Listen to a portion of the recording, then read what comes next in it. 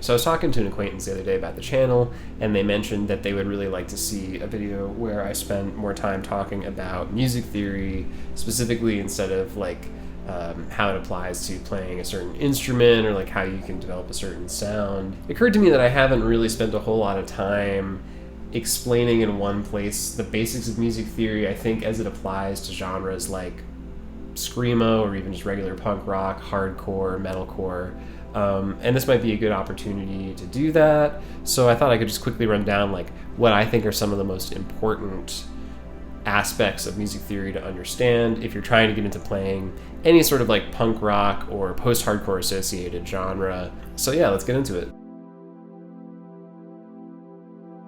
When a sound is produced, vibrations occur.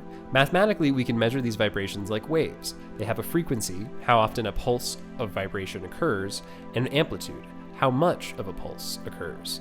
Perceptively, we observe these qualities as the pitch and volume of a given sound. Higher frequency sounds are higher pitched. Higher amplitude sounds are louder. With my voice, I can sing an infinite spectrum of frequencies, but if I'm going to communicate a melody to somebody else, I might have to break it down into more recognizable categories. And certainly if I'm going to symbolize it in some kind of notation, I can't just have an infinite spectrum between my lowest possible note and my highest possible note. It's better if things are kind of demarcated by discrete territories. This is more or less where the idea of a scale comes from. To make music more communicable, we need to be able to apply descriptors to what notes we will be using. Throughout music history, a bunch of different methods have been developed to accomplish this, but in Western music, most instruments made today are specifically constructed for playing in the 12-tone scale, which is a scale that divides an octave, the distance it takes to double a frequency, into 12 equal notes, called semitones.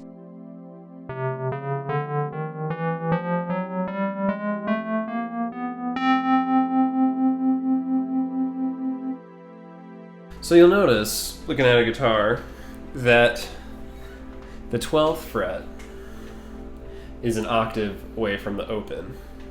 And that's by design because the guitar was built to be played in the 12-tone scale, for the most part, unless you have one of those fancy microtonal guitars with adjustable frets or all sorts of little extra add-on frets here and there that change some of the pitches slightly.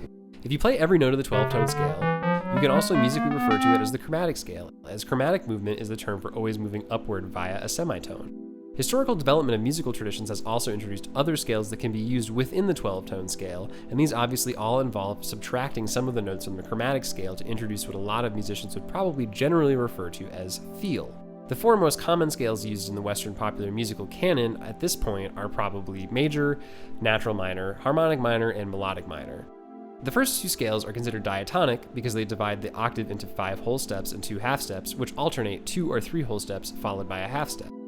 When we proceed up this scale, or any, we can consider an interval of any size as either major, minor, augmented, or diminished based upon the number of semitones it's made up of.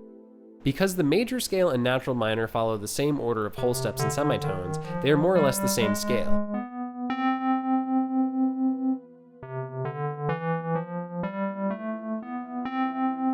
However, they essentially begin in different parts of the note order.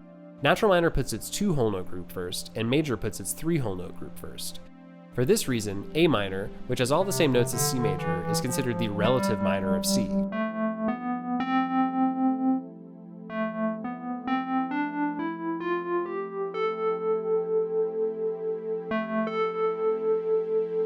Melodic minor and harmonic minor are more complicated. Harmonic minor takes natural minor and moves the 7th scale degree up a half step. If you are ascending, melodic minor has a 6th scale degree that is raised a half step by comparison to natural minor, but descending, it's identical to natural minor.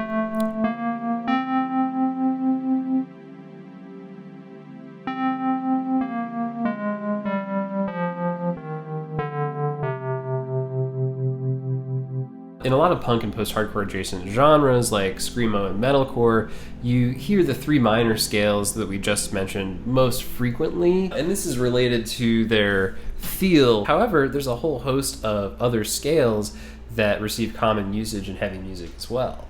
The Phrygian scale, for instance, is similar to natural minor, but it has its second step lowered by a semitone, giving it a dark, tense feeling interval very close to the lowest note in the scale.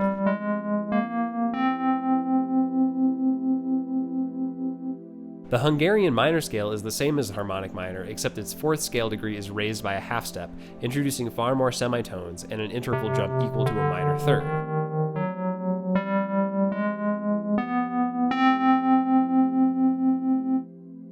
Locrian is the last one I'll mention here. It's also diatonic, but it starts with a half step followed by two whole steps.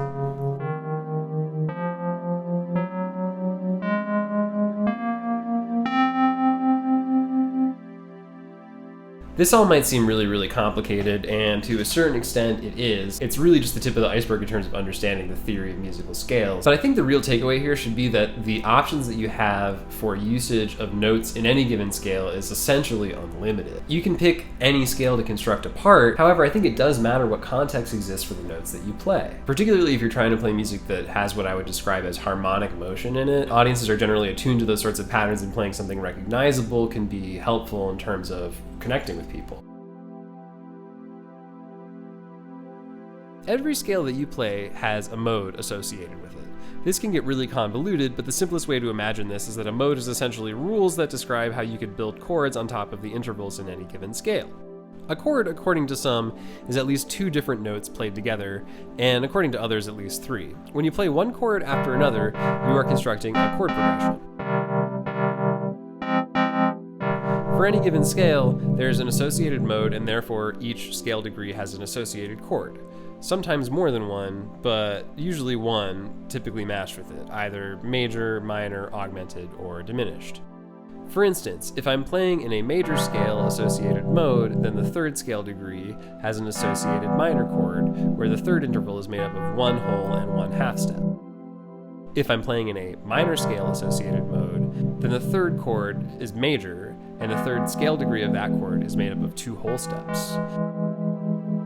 Because it's hard to keep track of exactly what chords are associated with what degrees, and also because punk-derived music is frequently intermodal, meaning it changes modes frequently throughout the composition, it's often easiest to choose a power chord for any given scale degree, as many scales include the perfect fifth, which is all a power chord is.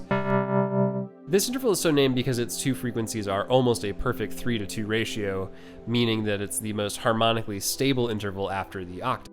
Even if you are playing between modes, there might be some shared intervals in your respective scales, and you can use these readily in your chord construction without worrying too much about confusing the harmony. The second and seventh scale degrees are options beyond the power chord in a lot of cases, but obviously it depends on context. The general principle of a chord progression in a song is that it proceeds away from the tonic, or the first note and chord of the mode, building some kind of tense feeling in the music, which is resolved when we return to the first note of the scale again.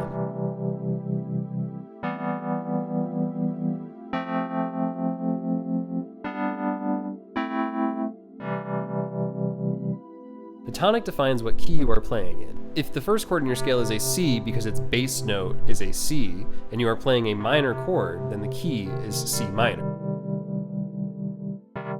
Oftentimes post-hardcore music makes use of guitar tunings where the lowest string is tuned below standard, which is E to maybe D or C or even further. And because we're doing this intentionally to produce a heavier feeling to the music, we're probably going to be incorporating that note quite a bit. And as a result, it's oftentimes the case that whatever note we tune to with our lowest string is also the key that we're playing in. This doesn't necessarily have to be the case though. Some other good options for keys in a drop tuning are whatever the second scale degree is. Like if you're playing in drop D, you can play in E, and then you have space to step down a key if you want to, or you can use that fret below the open, two frets below, as a seventh scale degree that just makes it a little bit more dynamic when you want to return to your one. You can also play in the relative minor or major key of your drop tuning. The simplest chord progression is the one chord and any other chord played interchangeably. But things can get a lot more complicated than that. That being said, there's a kind of general guide for the path of a progression in any given mode, which can be helpful when the path forward is less clear. You can essentially view this as a recommendation flowchart where you can begin with any chord and then travel back to the one again, but you by no means have to follow these paths. Most critically, like the more simple you make your chords, the easier it is to do really complicated harmonic motion. So if you're in a tight spot and you're trying to do something that's like super chromatic or just move into unfamiliar territory or change modes, it makes sense to use a lot of power chords to get to where you need to go. So now that you know how to play notes in a scale and chords in a mode, the question becomes, when do you play these notes and chords? As in, how much time do you put between everything? This is the territory of rhythm, and in a lot of ways it is more open-ended than scales and harmony. While you can typically play one of 7 notes in a scale at any given time, any given beat can be commonly divided into as many as 8 subdivisions. This versatility is really what makes rhythm the most important part of writing music. You run out of notes and chords a lot faster than you're going to run out of different ways that you can organize the rhythms within a song. Any given song typically has a tempo. This is the frequency with which it seems that a beat occurs in the tune. For convenience and ease of communication, Western music typically divides the beats of a piece of music into measures, and how many beats there are in a measure is related to the time signature of a given musical phrase. For instance, if it feels comfortable to divide my measures into 4 beats because the phrase repeats in multiples of 4 beats, then I might say the time signature is 4/4, meaning there are 4 beats to a measure, and if I were to notate the rhythm in sheet music, I would consider the value of 1 beat equal to a note called a quarter note. A note that lasts for 4 beats is a whole note because it occurs for the entire measure. Beats can be divided up into smaller or larger subsections, and as a result, we have not just quarter notes, but also eighth notes, 16th notes, and half notes as well. If I divide my beat into eighths or 16ths and rest on the note where the beat occurs, then play halfway between that beat and the next, my note is being played off time. Modern popular music really began with the creation of jazz, and that relies heavily on off time playing in order to produce a more jagged and complex rhythmic feeling. And we call these off time rhythmic sections syncopated, as in this rhythm has a lot of syncopation in it. Post-hardcore adjacent genres like Screamo and metalcore often make use of syncopation as well, with 2 common patterns being groups of 2 eighth notes interspersed by an eighth note rest, and something called a triplet. Triplets, unlike our previous framework that separated beats into even halves as they were subdivided, divides a beat into 3 equal parts. So an eighth note triplet replaces 2 eighth notes with 3 triplet notes. A quarter note triplet replaces 2 quarter notes with 3 triplet notes. There's a lot more that we could go into about rhythm, but I honestly think this is a pretty good place to leave it because we've been talking for quite a while. Hopefully in the process of this, you learned a little bit more about some concepts that might help you write and communicate music better in a band that you might be trying to start. If you were unfamiliar with music theory before, I hope you have fun writing going forward with some more context in mind.